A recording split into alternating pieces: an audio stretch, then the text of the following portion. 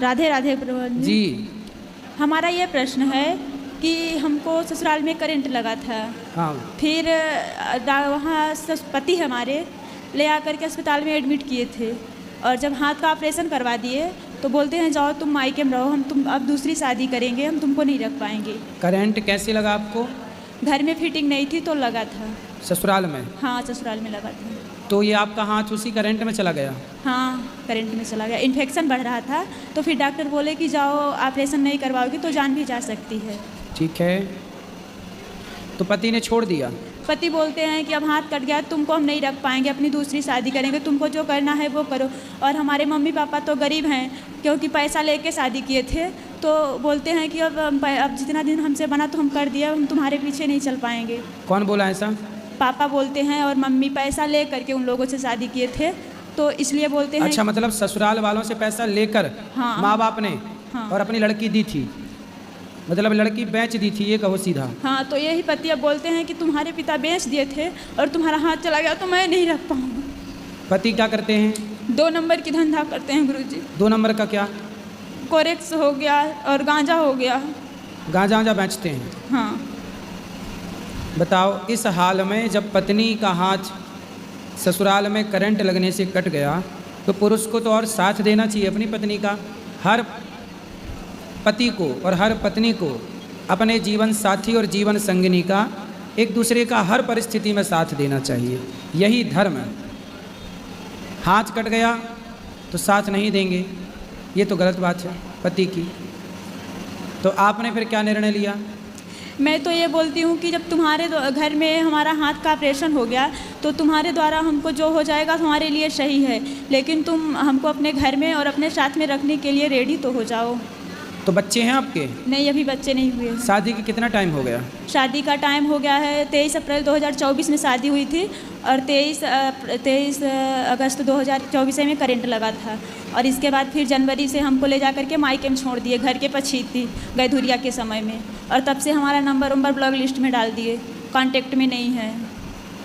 कितनी उम्र है आपकी? हमारी उम्र इस समय 22 वर्ष की है। 22 साल। तो आपके माँ बाप ने आपको कितने रुपए में बेचा था?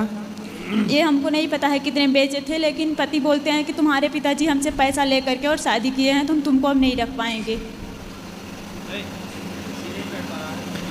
पति आ सकते हो यहाँ तो ले आना, हम उनसे बात करके समझाएंगे। पर आप अच्छे काम करो, आप पति के पास रहो ना ससुराल में, बोलो हम विवाह करके आए हैं, हम आपके साथ ही रहेंगे और साथ में रहें, तो फिर ले आना हमारे पास, हम उनको समझाएंगे। वो तो जब मैं ये बोलती हूँ कथा वथा के बारे में तो वही बोलते हैं कि तुम पागल जैसे बात करती हो, तुमको जो करना है तुम वो करो, हम तुम्हारे साथ में नहीं, तुम्हारे मतलब उनके हिसाब से कथा सुनना पागलपन है। हाँ। और गांजा बेचना सही है। हाँ। देखो जरा, खुद 2 नंबर ही है, गलत। और सही काम के लिए कथा वही लोग नहीं सुनते, धर्म से वही लोग नहीं जुड़ना चाहते जो स्वयं पापी हैं या अधर्मी हैं, जो गलत रास्ते पर चल रहे हैं। उनको सही रास्ता क्यों अच्छा लगेगा? आप तो उनके साथ रहो, बोले हम आपकी पत्नी हैं, हम आपके साथ रहेंगे।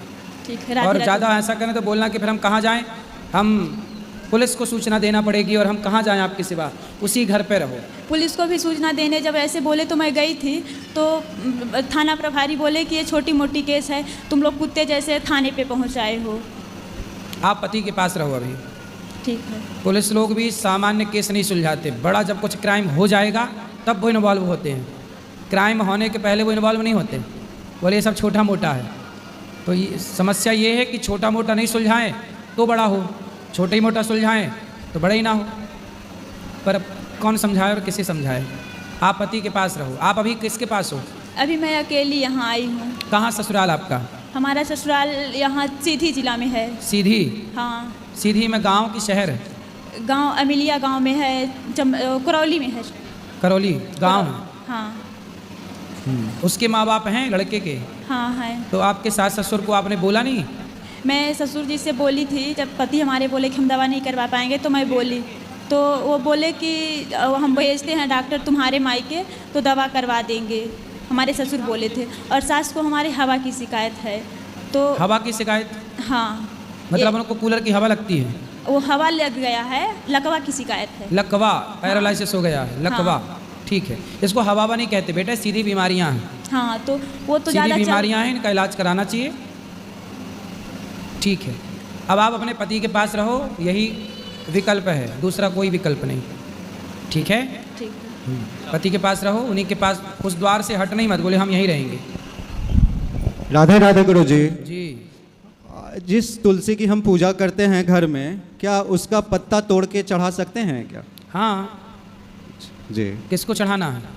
भगवान को। हाँ सही है, चढ़ा सकते हैं, और उस तुलसी का पत्ता भी तोड़ के चढ़ा सकते हैं? बिल्कुल बिल्कुल चढ़ा सकते हैं। जी। और गुरुजी एक और प्रश्न है, हम 2-3 साल पहले दीक्षा लिए हैं, भागलपुर से हम हैं, बिहार से, महर्षि में ही आश्रम से दीक्षा लिए हैं।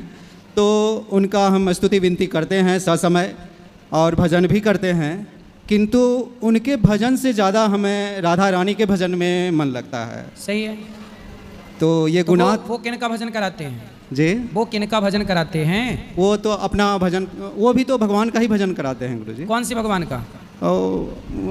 संत लोग के भजन करवाते हैं। मतलब वो खुद की पूजा कराते हैं? जी। भगवान की पूजा नहीं कराते? भगवान की भी कराते हैं। कौन सी भगवान की? वो तो सभी भगवान आते हैं उसमें, सभी के लिए जो। सभी मतलब कितने भगवान होते हैं?